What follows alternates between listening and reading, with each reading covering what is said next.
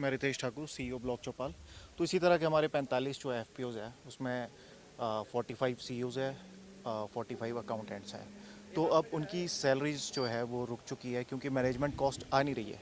अब वो किस लिए नहीं आ रही है? क्योंकि एक हमारे सीबीबीओ एनआरएलएम में हमारे सीईओ है शिवम प्रताप जी, तो वो साइन नहीं कर रहे हैं। तो अब किस रीज़न से वो साइन नहीं करे, उस वजह से जो हमारा पूरा जो सेंट्रल गवर्नमेंट का जो ये स्कीम है 10,000 एफपीओज पूरे देश में खुलने, उसी तरह से उसी तर्ज पर हिमाचल में 45 खुले हैं। तो अब हमारा जो है वो आगे का जो है काम वो है बंद हो रहा है क्योंकि हमने ऑफिस के रेंट देने, अपनी सैलरीज निकालनी है। तो वो हमने जो अपनी जितनी भी हम दीदियाँ होती हैं इनसे 2-2 हज़ार रुपये मेम्बरशिप लेते हैं। तो हमें 750 महिलाओं का टारगेट मिला है। तो अगर मैं अपने ब्लॉक की बात करूं तो 400 महिलाएं जुड़ चुकी है, उसी तरह से बसंतपुर में 600 प्लस है, उसी तरह से पूरे हिमाचल में है। तो अब जो है मैनेजमेंट कॉस्ट अब हमें इनके पैसों से भी ली है। तो अगर हमारे पास मैनेजमेंट कॉस्ट नहीं आती है तो इन दीदियों ने जो अपना शेयर लगाया है तो वो डूब जाएगा। तो अब वो इनको कौन जवाबदेह करेगा? तो वही हम सरकार से हमारा ये सवाल है।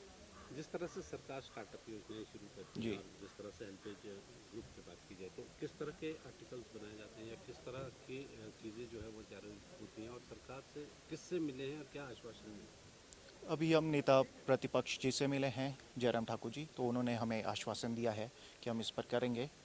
तो उसी तरह से हमारे प्रतिनिधि आ, बाकी सरकार से भी मिल चुके हैं, उन्होंने भी आश्वासन दिया है। तो अब हमारा यही है कि सीईओ साहब काइंडली जो है वो अपना साइन कीजिए और हमारे डॉक्यूमेंट्स आगे सेंट्रल गवर्नमेंट तक पहुंचाए और हमारा जो रुकी फंडिंग है वो मिल जाए।